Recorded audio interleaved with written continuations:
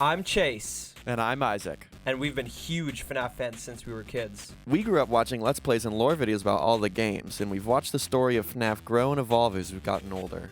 Around a year ago, me, Isaac, and Grace were inspired by some theorists to rethink everything we knew about the FNAF lore and relearn it all from scratch to try to make a timeline of our own. We've kept up with the FNAF games as they've released and kept up with the lore from watching game theory videos, but have never really deep dived into the lore on our own, so we wanted to remove all of our headcanons and biases to see what we could discover about the FNAF lore, primarily focusing on the story of the first 7 games. Because of the massive influx of FNAF games, media, and lore since the first game's release, we started from the very first game up through Ultimate Custom Night, taking notes on every relevant detail from the games to cohesively piece everything together. Since the FNAF 2 movie is coming out soon, It is getting us excited. we've decided that it makes sense for us to focus on the game it's based off of for our first theory and give you our timeline of FNAF 2's events. We hope to clear up some confusion with the current timeline of events, including the DCI and Charlie's death. And we believe we've made some new discoveries that will help reshape the community's understanding of the early parts of the FNAF timeline. If you think you know what happens in FNAF 2, you're probably wrong. So stick around. You'll be crying all night thinking about this theory like the actual puppet.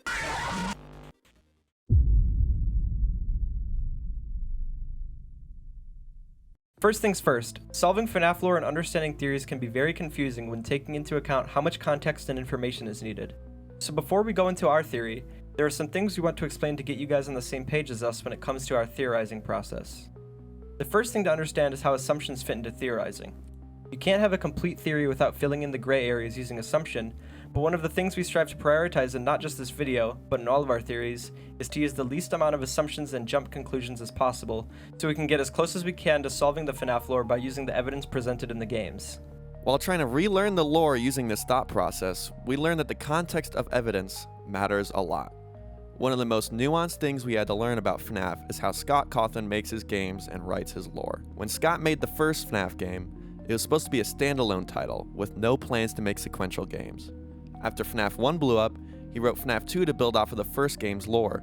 Then, just under 4 months later, Scott made FNAF 3 with the intention of finishing the franchise by making it the last game in the series, meaning at the time, the FNAF games 1 through 3 were a complete story. Fortunately, Scott and the FNAF fans were unsatisfied by FNAF 3, with heavy criticism surrounding the Springtrap jump scare. So he made FNAF 4 with, again, the intention that it would be the final chapter of the FNAF story. Scott made sure to satisfy the fans by making it extra scary and adding the integral story of the crying child. Because of this, the core story of the first 3 games were then recontextualized to fit the story of FNAF 4, making the first 4 FNAF games another complete contained story.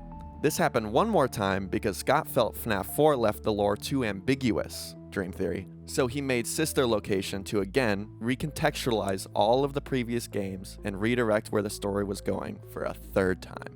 After Sister Location, as far as we know, Scott has left the door open to an indefinite amount of new games. He now writes his games with that in mind, leaving a variety of story threads so that in later games he can pull on those threads to link different games and lore together. So while making our theories, we have to take into account the context of evidence found in the games, based on how many games were out at the time, since the main story has changed so many times. Another thing to take into account is the difference between lore and gameplay in FNAF games. Using evidence from the games is really important for solving the FNAF lore, but not everything we see in the games is important lore. When Scott explains gameplay mechanics to the player in the FNAF games, he sometimes uses in-game characters' explanations instead of something like a game tutorial. For example, in FNAF 2, the phone guy tells us that using the Freddy head won't work against Withered Foxy, making him the only animatronic in the game with an exception to that game mechanic, and told us flashing him with our flashlight was the only way to stop Foxy. Initially, when FNAF 2 came out, FNAF fans thought that Foxy's game mechanics made him more important in the lore and tried to figure out why Foxy was different or special, when in reality, Scott just wanted to make a unique gameplay mechanic using the flashlight. If these unique gameplay mechanics weren't included in FNAF 2 or the rest of the games wouldn't be as interesting and as fun to play, which is why these in-game explanations are necessary to help the player learn how to beat mechanics of the games. So, when me and Isaac were looking at all of the evidence and transcripts from the FNAF games, we had to take into account what Scott was intending to tell the player, whether it be gameplay mechanics, lore, or anything else. Of course, we also have to mention the books and the movies. The books and movies aren't canon to the FNAF game's main story, however, they do take place in the same universe, meaning the events in the books and the movies can show us what is possible in the FNAF universe, and common themes between the games and the other FNAF media are used by Scott to highlight important story elements in the game's timeline. We try to use as little evidence from the books and movies as possible in our theories, since they are not in the same continuity as the games. However, we'll use examples from the books and movies when relevant or when necessary. With all that out of the way, we hope you're ready to have your mind chomped as we break down the entirety of FNAF 2.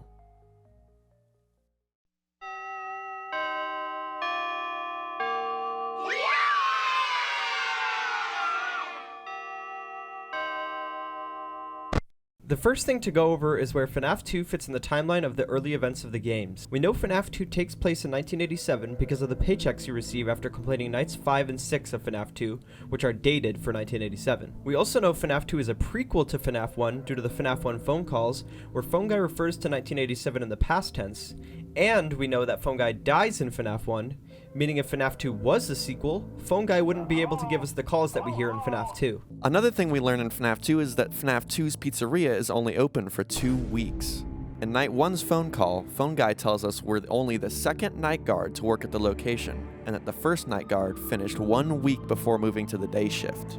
You're only the second guard to work at that location. The first guy finished his week but complained about conditions. We switched him over to the day shift. On Jeremy Fitzgerald's last night of the week, Night 6, Phone Guy says that the restaurant is being indefinitely closed, and upon completing Night 6, we get a newspaper clipping that reads, "After being open only a few short weeks, Freddy Fazbear's Pizza is closing its doors." We also know FNAF 2 takes place after 2 other Fazbear restaurants in the timeline. The first, Freddy Fazbear's Pizza, and Fredbear's Family Diner. Fredbear's Family Diner is the first and oldest Fazbear restaurant, opened sometime earlier than 1979 until around 1983, when it got closed for years. We know Freddy Fazbear's Pizza opens after Fredbear's, sometime after 1979, but it most likely opens around 1983, when Fredbear's closes. The first Freddy Fazbear's Pizza is then left to rot sometime before FNAF 2, following an incident known as the Missing Children's Incident. The Missing Children's Incident, or MCI, is an important event that we learn about from secret newspaper clippings in FNAF 1, where a total of 5 missing children were linked to an incident where William Afton, also known as Purple Guy, used a Fazbear mascot suit to lure kids into the back room of a Freddy Fazbear's Pizza. He then kills them and hides their bodies in the animatronic suits from the first Freddy Fazbear's Pizza. This leads to an investigation and eventually a cold case. The children labeled missing in perpetuity. The children's spirits end up possessing the 5 animatronics, and only a couple years later, in 1987, the FNAF 2 pizzeria gets opened, and the rotting, withered animatronics are moved to the new location. The FNAF 2 pizzeria was open for just 2 weeks, and in the second week, you play as Jeremy Fitzgerald, who has just been hired to be the night guard of the new and improved Freddy Fazbear's Pizza. Unfortunately for Jeremy, his new position requires him to not only perform the tasks of a night guard, but also defend himself throughout the week from the animatronics in the building using cameras, a flashlight, and an empty Freddy Fazbear head. The animatronics you can encounter throughout the game are the new toy animatronics, Toy Freddy, Bonnie, Chica, and Mangle, the old withered animatronics, Withered Freddy, Bonnie, Chica, Foxy, and Golden Freddy, and also Balloon Boy and the Puppet. In the first night's call, we learn that Fazbear is trying to rebrand Freddy Fazbear's Pizza after the events of the MCI by opening this new location, which is supposed to be kid-friendly and safe.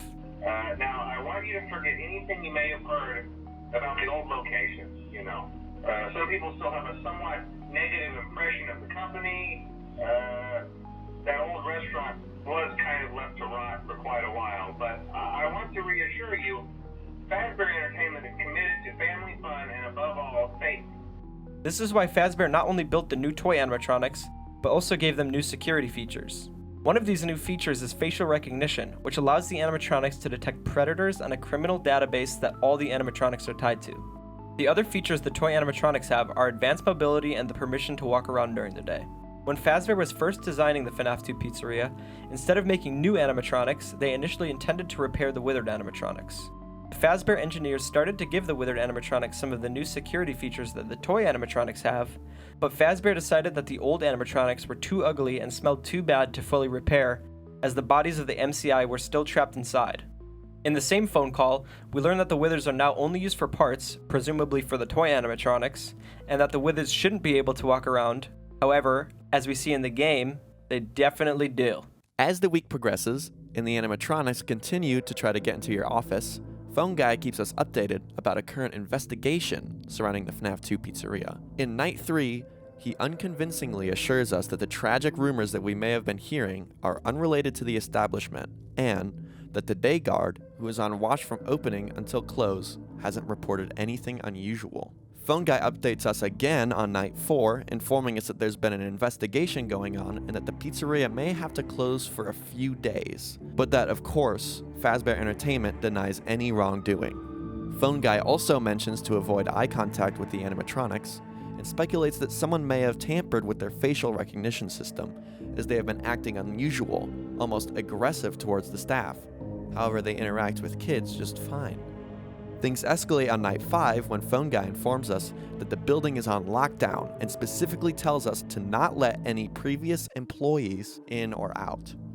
This is related to the fact that in the same call, Phone Guy tells us that the previous day guard's position just became available, insinuating that the day guard abruptly left his position.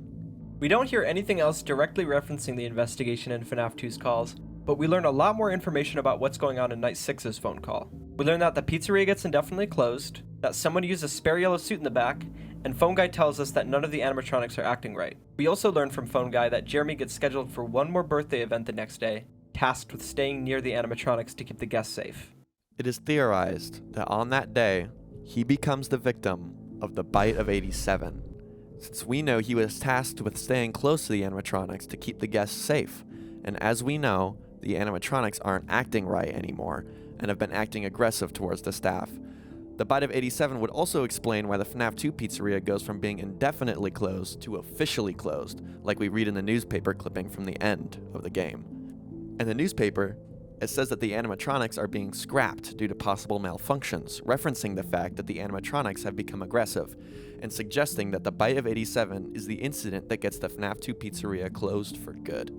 Like we mentioned earlier, we learn from the FNAF 2 phone calls that the day guard, who just suspiciously left his position, also used to be the first week's night guard. The identity of this guard is left ambiguous and is seemingly irrelevant, but that all changes in the FNAF 2 minigame, Save Them You Can't, where we see Purple Guy, or William Afton, wearing a night guard badge. This means William is the one who moves to the day shift after the animatronics attempt to get into his office, and he's also the day guard during Jeremy's week until his disappearance before Jeremy's 5th night. In the 5th night's phone call, after Phone Guy tells us that the day guard, William, has left his position, he also says that Fazbear is going to try to contact the original restaurant owner of Fredbear's Family Diner. Initially, this doesn't seem to tell us much other than the fact that Fredbear's was open years before the FNAF 2 pizzeria, as we established earlier. However, if you learn more about William Afton and his role in Fazbear Entertainment, this becomes much more interesting. We learn the majority of William Afton's characterization from the book trilogy The Silver Eyes. In the books, William Afton is a serial killer, but also one of the 2 owners of Fazbear Entertainment, which we also see to be the case in the games. In Secret of the Mimic, emails from William show us that he is the businessman and decision maker for Fazbear Entertainment, which includes Fredbear's Family Diner, confirming to us that William is also the owner of Fazbear Entertainment in the games. Knowing that William Afton is the owner of Fazbear, Night 5's call about Phone Guy contacting the original owner of Fredbear's Family Diner implies one of 2 things about Phone Guy, who we know is in some sort of manager position. Either Phone Guy doesn't know that William Afton is the owner of Fazbear Entertainment and met William for the first time as a guard for the FNAF 2 pizzeria, or he does know that William Afton is the owner, but doesn't know that he is working right under his nose as the first week's night guard. Either way, why would William work anonymously as a guard for the pizzeria if he's the owner? We know William never faces any consequences for committing the MCI since we see him working at the FNAF 2 pizzeria, so narratively it makes sense that he would work towards keeping it that way, considering no one ever found the children's bodies stuffed inside the animatronics. What makes the most sense is that after the MCI, William's goal would be to try to cover his tracks and make sure that no one finds the bodies of the MCI. The only way he would be able to do this would be to find a way to watch the animatronics to prevent anyone from discovering what was inside the Wizards. This would make sense as to why he would choose to work as a guard, not to guard the pizzeria and its guests, but to guard the animatronics. This might also explain why William seems to be working anonymously, so he wouldn't draw any attention to the fact that he is William Afton, the owner. Going back to William's characterization in both the books and the movie, we know there are multiple examples of William using an alias after the MCI to stay anonymous, which could be the explanation as to how he stayed anonymous in FNAF 2. So, did William successfully keep the bodies of the MCI hidden and remain inconspicuous during his time at the FNAF 2 pizzeria? And going back to the calls, what was the investigation about?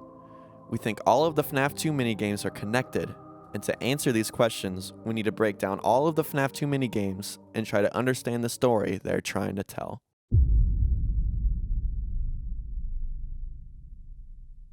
Foxy Go Go Go is probably the most straightforward of the 4 minigames since it clearly represents the MCI, but it is still just as important as the rest.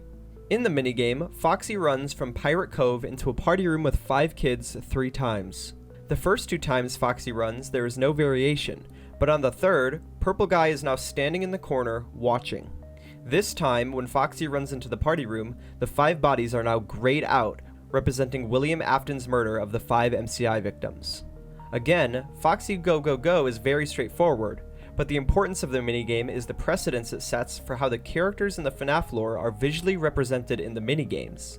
Foxy Go Go Go reinforces the fact that Purple Guy is William Afton, but it also shows us that the MCI bodies are represented by the grayed out sprites that we see in the minigame, which will be extremely important later. The next minigame to break down is Give Gifts, Give Life. In Give Gifts, Give Life, you play as the puppet in a room with 4 gray, slouched over children's sprites. At the top of the screen, there's text that reads Give Gifts, and at first, when the puppet goes near each body, it gives each body a present. Once the puppet gives a gift to every child, the presents disappear, and the text at the top changes to Give Life.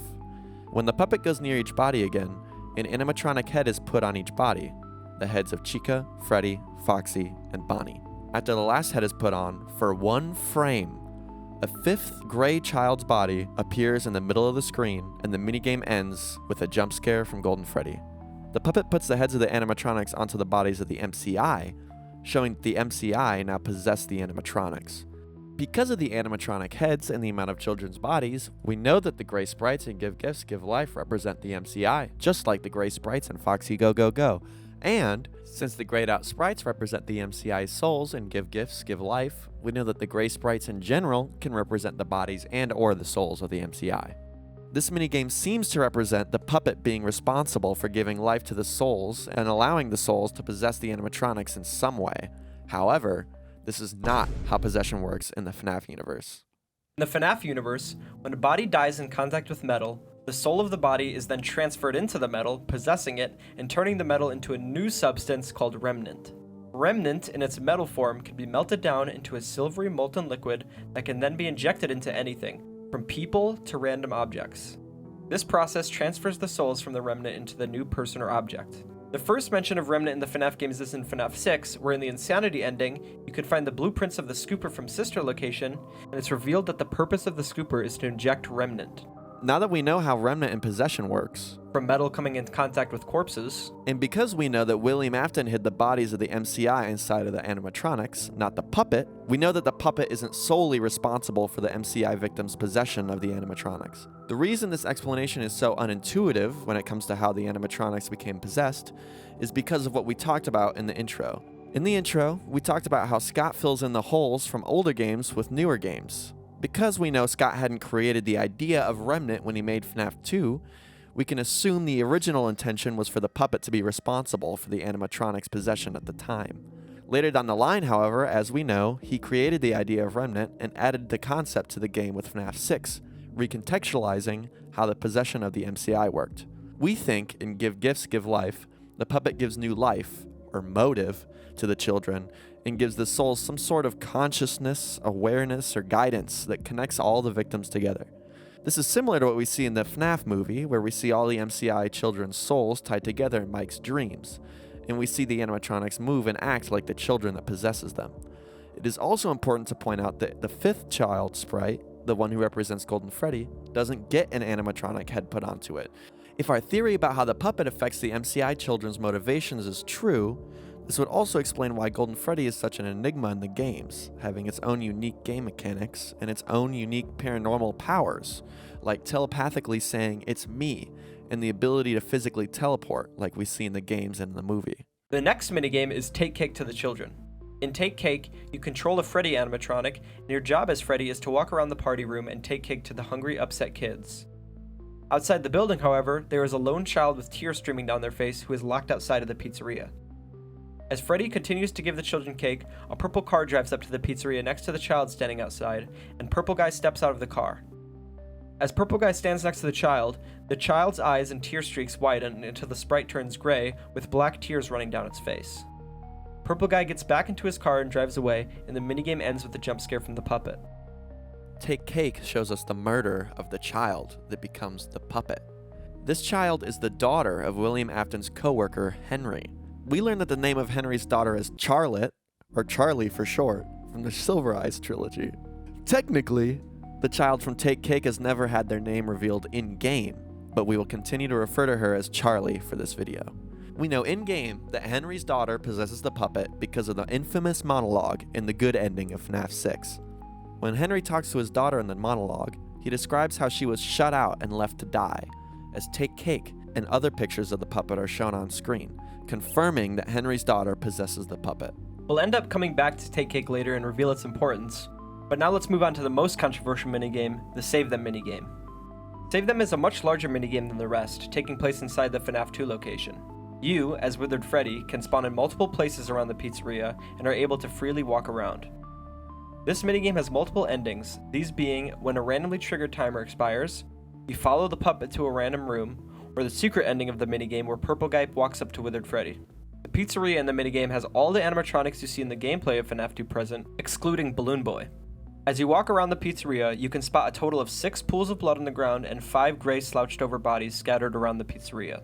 The name of the minigame, Save Them, comes from the fact that during the minigame, a robotic voice spells out the phrase, Save Them, and if you get the secret Purple Guy ending, the text You Can't appears in the bottom left of the screen. Gray slouched over bodies. Sounds familiar. Huh, interesting. Interesting. Never thought about that.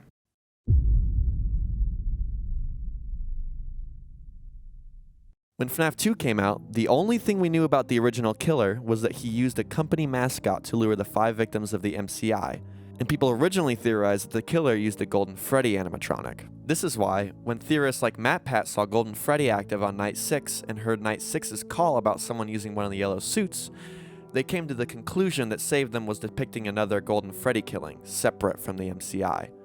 It also made sense that these were a new set of children because unlike the MCI, the bodies weren't in any of the animatronics.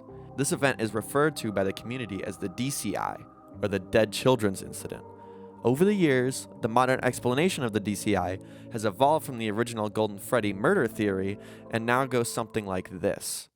William, whether you believed he used a suit or not, kills 5 more kids at the FNAF 2 pizzeria separate from the MCI, and the bodies, which William left strewn around the pizzeria, end up possessing the toy animatronics.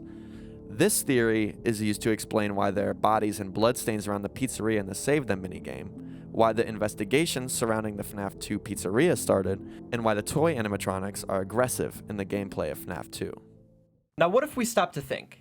Is the game really showing us another full set of murders, or did we just not understand the surrounding lore yet? We think that the FNAF community might have jumped to some conclusions and made some assumptions, which at the time were completely understandable. Since MatPat's first video about FNAF 2 a decade ago, the general consensus in the FNAF community has been that the Save Them minigame is about the DCI. It was not until very recently that people, including us, have started to question the existence of the DCI since it has had no other lore relevance outside of Save Them and is never brought up again in any of the games. Not only that, but if the theory was true, the DCI as a narrative point would be completely irrelevant to the main story of early FNAF anyways, since it was about the original MCI and the Afton family.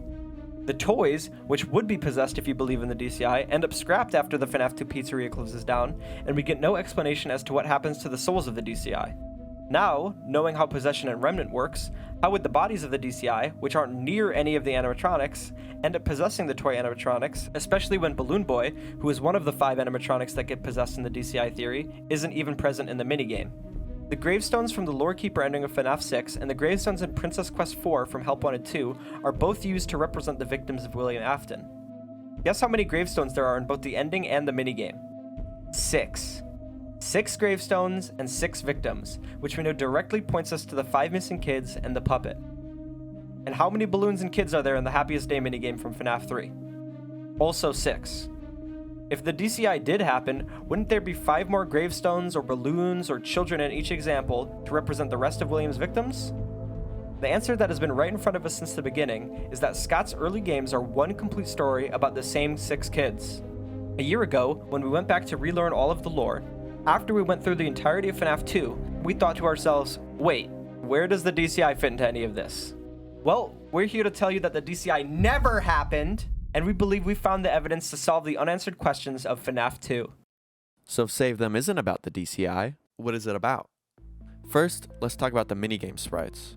We know from Foxy Go Go Go and Give Gifts that the 5 gray sprites represent the MCI, so we can pretty safely assume that Scott had the MCI in mind when making Save Them. With the newfound context that the sprites in Save Them might represent the MCI, what changes about the minigame? Save Them, at the very least, shows us that the MCI, whether it be their bodies or souls, like we discussed earlier, are present at the FNAF 2 pizzeria and possess the Wizards. Knowing that the sprites represent the MCI also helps us understand the distinction between the gray sprites and the bloodstains in Save Them. Scott consistently uses the 5 gray sprites as a language to tell us when the MCI victims are present or being represented. So, just like how we learn to identify the characteristics of the sprites that represent the MCI victims, we need to figure out what defining features the bloodstains have. In Save Them, if you remember from earlier, there are 6 bloodstains but only 5 bodies. We have to remember that Scott intentionally added this discrepancy to the minigame, and also intentionally didn't put the gray sprites on top of all the bloodstains. With that in mind, the fact that there are specifically 6 bloodstains, like we said before, immediately points us to the number of murders we've known about up until this point. The 5 MCI victims and the puppet. This connection makes even more sense considering that blood is often used to represent death. It has been theorized that the bloodstain underneath the puppet's box is meant to be for Charlie. But if you want to get even crazier, the 2 bloodstains next to each other across from the prize corner might represent the last 2 MCI victims who died together, mentioned in the FNAF 1 newspapers. And if you believe that the MCI victim in Golden Freddy is the one that you shouldn't have killed from Ultimate Custom Night, the bloodstain hidden under the table in the party room might be for him, as it is much more hidden in comparison to the rest of the bloodstains, correlating to the fact that Golden Freddy is different than the other victims.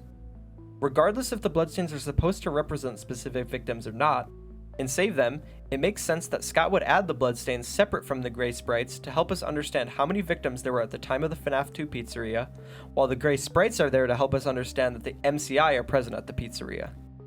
Some people bring up that the bodies in the minigame seem to be placed randomly about, which makes it seem like William Afton was moving bodies or stuffing more kids, but we think the reason is much simpler. Gameplay. Since Save Them is much larger than the rest of the FNAF 2 minigames, and there's a random chance for the gameplay to abruptly end after a certain amount of time, you are meant to play the minigame multiple times to venture into every room and find all the secrets. Only after you've made a map of everything would you be able to piece together all the aspects of the minigame like we just did. Think about how boring Save Them would be as a player if all the important aspects of the minigame took place in one room and the lore was just spelled out for us. When talking about the DCI, people also bring up the fact that the toys seem possessed, but there are multiple ways to explain why the toys are aggressive in the gameplay of FNAF 2. If William was convicted for a short period of time for the MCI, which we see evidence of on a poster in FNAF 1, he may have been detected in the toy animatronics criminal database via their facial recognition during his first week working as a night guard. This could be the trigger that starts to make the toy animatronics act aggressive towards the night guards, and might be the catalyst for the bite of 87. Another equally possible explanation is that the toys are possessed, but not by the DCI. We learn in FNAF 2, from Night 2's phone call, that the Wizards are now only used for parts, and those parts would be used to repair the only animatronics in use at the FNAF 2 pizzeria, the toy animatronics. With how we know Remnant works, the parts from the Withered animatronics, infused with the souls of the MCI, were used to repair the toy animatronics, inadvertently making the toy animatronics also possessed by the MCI, and explaining why they act possessed just like the Wizards in the gameplay of FNAF 2. When you consider William's motives at this point, all of these explanations of how and why Save Them is about the MCI make way more sense than Save Them being about a new incident that has had no relevance for almost a decade now and is never brought up again. Just because the DCI has been the most popular explanation for Save Them for the better part of 10 years, that doesn't make it any more true. If you're still on the fence, we don't blame you. You might be asking yourself, who cares if Save Them is about the DCI or MCI? If the minigame hasn't affected anything else in the lore, why would it matter? And that would be true until you realize that the DCI is used to explain away why the investigation started at the FNAF 2 pizzeria in the first place. Now that we know Save Them isn't about the DCI, what causes the investigation to happen in the FNAF 2 phone calls? We know it can't be because of the bite of 87, since the bite happens after night 6, after the investigation has already started, and we know the investigation can't be around night 6's phone call where someone uses a yellow suit for the same reason. Let's bring up the only other incident we learn about in FNAF 2. Charlie's death. There is a large divide in the FNAF community about when Charlie's death occurred, with most people believing that she died somewhere in 1983, before the MCI. One of the main reasons people believe Charlie died in 1983 is because of the tape recording from the Insanity ending in FNAF 6. In the tape, Henry explains his plan to try to end the suffering inflicted by William Afton's actions and describes how William personally affected him, saying, quote, "A wound first inflicted on me, but then one eye." But can we just insert the fucking clip? "Not until I undo what he has done and heal this wound. A wound first inflicted on me, but then one that I let bleed out to cause all of this." People think that this part of the tape is revealing that William killed Henry's daughter Charlie before committing any of the other murders, hence why Henry says, "A wound first inflicted on me." People also point to the books as evidence where, in the Silverized trilogy, Charlie dies in 1983. Another reason people believe that Charlie died in 1983 before the MCI victims is due to Give Gifts, Give Life, since people think that the puppet had to be possessed first to help the MCI victims possess the animatronics. But now that we know how Remnant and Possession works, we know this isn't true. So, let's look at the two minigames that show us Charlie's death. The Security Puppet minigame from FNAF 6, and Take Cake from FNAF 2, to see what we can learn about Charlie's death and if we can figure out when it happened.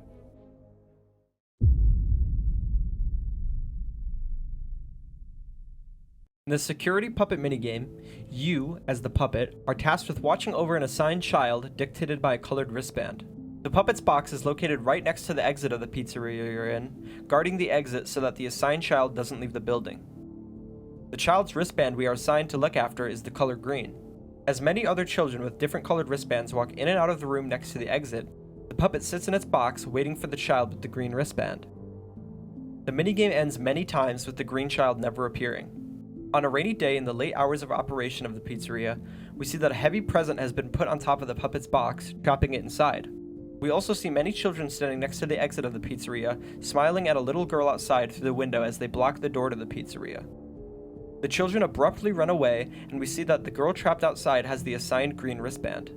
The puppet finally breaks out of its box as the girl in the window disappears, and the puppet follows her outside to find her.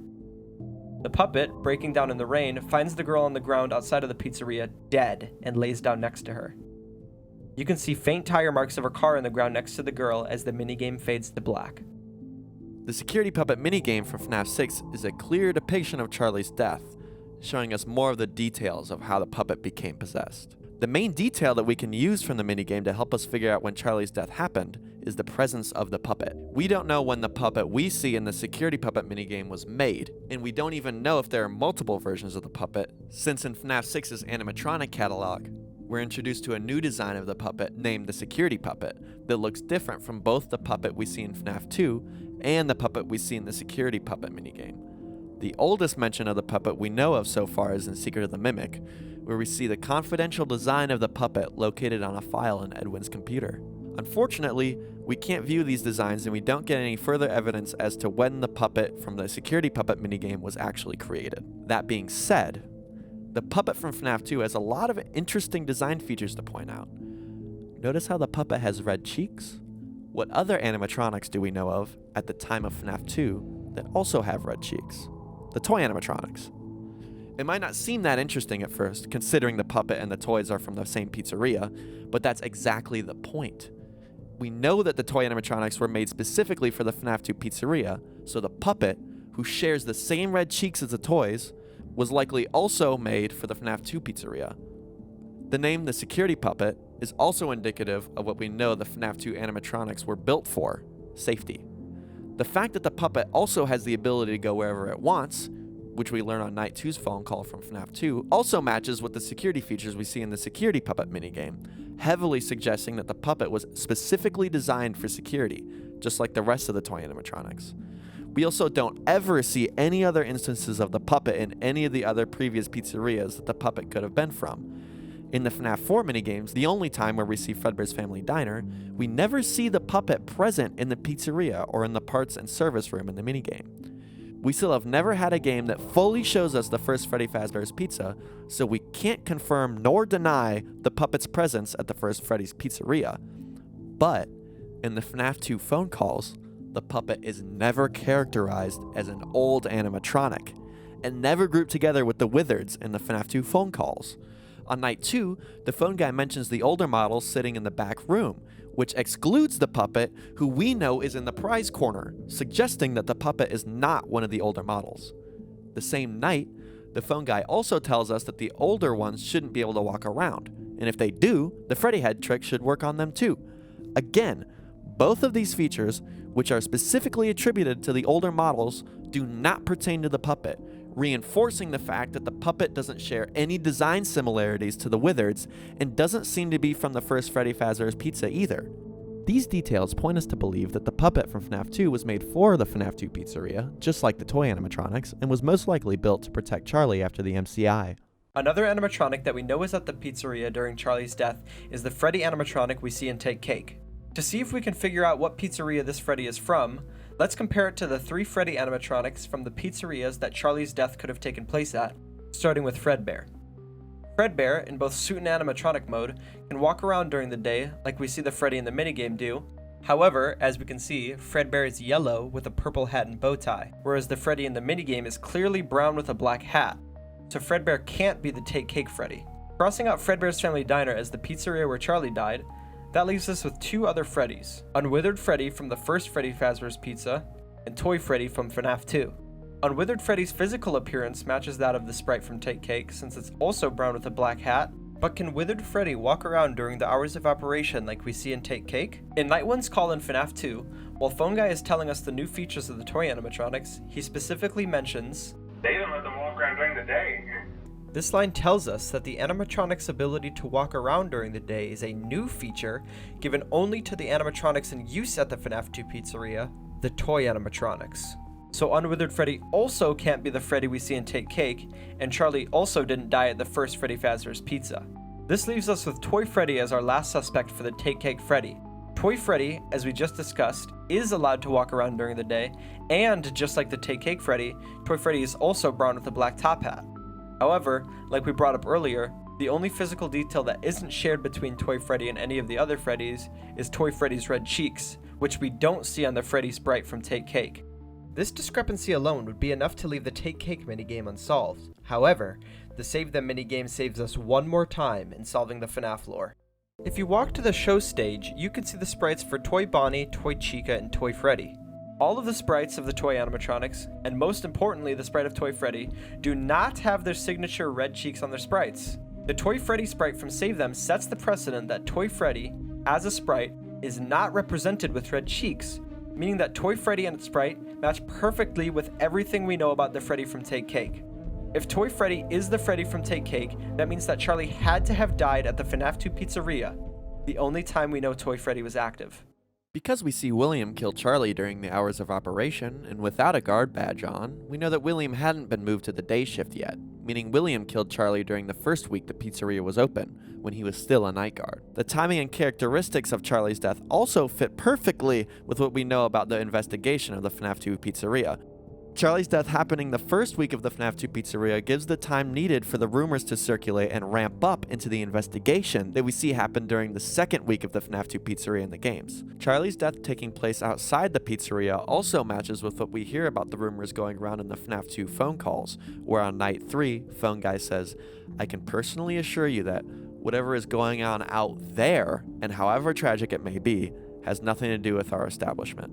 This line really makes it seem like Fazbear is denying accountability for the murder because Charlie was literally outside. Knowing that William Afton killed Charlie during his first week as a night guard, and that Charlie's death is what starts the investigation of the FNAF 2 pizzeria, even more of the phone calls from FNAF 2 start to make sense. In Night 3's phone call, when Phone Guy mentions the rumors going around, he also tells us that the day guard, who is at the pizzeria from open until close, has reported nothing unusual. The inclusion of this line makes much more sense now that we know that the day guard in the call is William Afton. Of course William would play dumb and act as if nothing was happening, considering he's the one that killed Charlie, which is the reason the rumors are going around in the first place. Another call that gives us more insight into William's action during his time as a day guard during the pizzeria is in Night 4's phone call from FNAF 2. In this call, Phone Guy mentions that someone may have tampered with the toy animatronics' facial recognition systems, explaining why the animatronics have suddenly started to act unusual and aggressive towards the staff. This someone is almost certainly William Afton.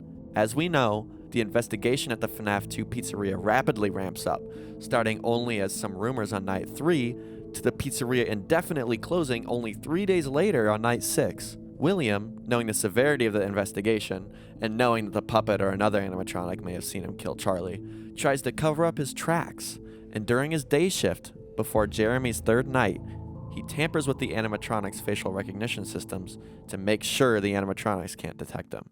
With the context that the DCI didn't happen and that Charlie died in 1987, we can finally make a new timeline of events from FNAF 2. Get your freaking popcorn out. The FNAF 2 movie is coming out early. And by early, we mean right now. And by the FNAF 2 movie, we mean our version of the FNAF 2 timeline. Just to be clear.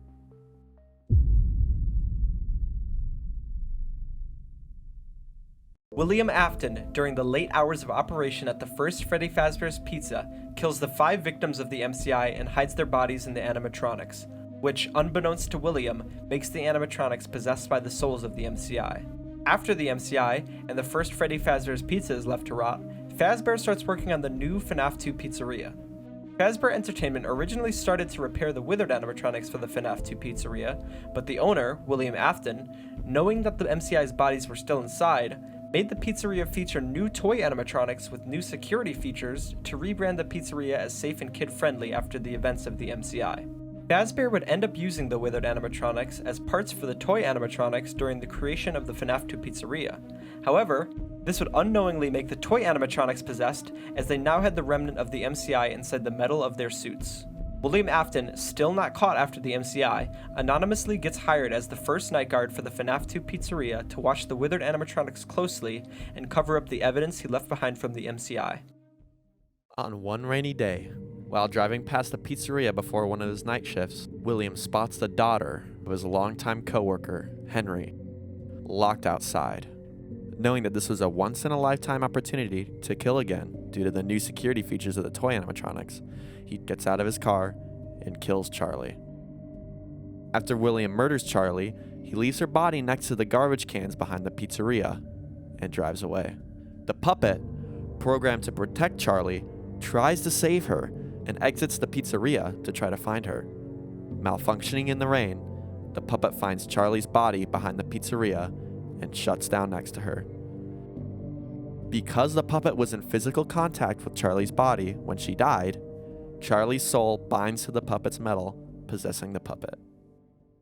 Later in the week, during one of William's night shifts at the pizzeria, he notices some of the animatronics acting unusual, walking around the pizzeria at night, and even trying to get into his office. He's reminded of the MCI and the body still inside the animatronics. Why did the animatronics seem alive? They seem aggressive, almost vengeful towards him. William finishes his shift, but he begins to wonder if the animatronics somehow really were those kids he killed years ago.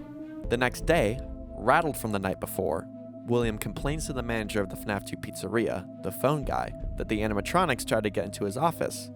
Because of this, William gets moved to the day shift, and phone guy hires Jeremy Fitzgerald for the second week of the pizzeria.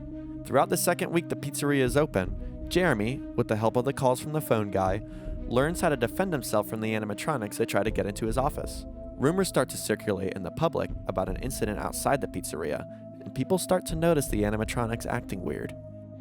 Only a day goes by, and the rumors that have been circulating around the FNAF 2 pizzeria finally prompts the police to start an investigation. However, William, who is now the day guard, tells everyone that he hasn't seen anything suspicious and assures everyone that there's nothing to worry about. Knowing that this investigation might lead to his capture, William tries to cover his tracks and hide any evidence that might point to him being a suspect for the murder of Charlie. During his next day shift, he tampers with the facial recognition systems of the toy animatronics, in case they saw him kill Charlie. This interaction between William and the souls of the MCI triggers something in them. The animatronics start to act aggressively towards adults, and specifically the staff, because without their facial recognition, any of the staff could be William. This would be William's last shift as a guard at the pizzeria, as he knew the risk he would be taking if he lingered around any longer. Fazbear, now suspicious because of their day guard's disappearance, issues a lockdown on the FNAF 2 pizzeria, not allowing any previous employees in or out. Due to the investigation, on day 6 of the second week of the pizzeria gets indefinitely shut down. Jeremy, who wasn't supposed to show up to his night shift because of the pizzeria being shut down, sees a new animatronic that he's never seen before randomly appear in his office. Golden Freddy, enraged because of William, tries to attack the new night guard. Phone Guy, unable to explain this occurrence, tells Jeremy that someone is using one of the spare yellow suits and says that it's safer to defend himself throughout the night instead of trying to leave the building. Knowing that the animatronics are becoming too aggressive to handle anymore, Phone Guy decides to move Jeremy to the day shift for one more birthday party during the next day, and tells Jeremy to stay near the animatronics so no one at the party gets hurt. This would cost Jeremy his life, as the next day, Jeremy would stand a little too close to the animatronics, prompting one of the animatronics to bite his head, removing his frontal lobe. This incident, known as the Bite of 87, would cause the closure of the FNAF 2 pizzeria and the toy animatronics to get scrapped, and Fazbear Entertainment would explain to the public that the attack on Jeremy was merely an animatronic malfunction. As we know, the withered animatronics would be saved for the reopening of a new, smaller budget Freddy Fazbear's Pizza, setting the stage for FNAF 1. That's as much as we'll cover about our FNAF timeline right now, but we will go over our full in-depth timeline of events in a future video. There may still be some gray areas in our theories, however the facts and evidence that we presented about the minigames, specifically with Save Them and Charlie's death, can't be ignored, and we genuinely think we've provided some answers to the major points of contention within the lore of FNAF 2 and the FNAF lore in general. We think that the removal of the DCI from the lore not only clears up a lot of the unanswered questions that have plagued FNAF 2 for years, but puts the focus back onto the story of the MCI, Charlie, and William Afton, which we think was Scott's original intention from the start. We also do truly think that Charlie died in 1987. In our next theory, we'll delve into how the FNAF timeline is affected by today's theory. So if you've ever wanted to know what Midnight Motorist was about, subscribe to our channel, because we think we have the answers. Even if more games and new lore comes out, and this theory doesn't turn out to be correct, we hope this video shows what rethinking popular theories and focusing on in-game relevant evidence can uncover. We hope you enjoyed our theorizing process, and if you have any questions or concerns about our theory, please leave them in the comments so we can try to answer them. But don't bring up the shadow animatronics. And I find Toy Chica attractive. Yeah. In a way. In some way. Maybe the pizza. Toy Chica's beak is gone because I was kissing it. Because she was digging around down there, you know what I'm saying?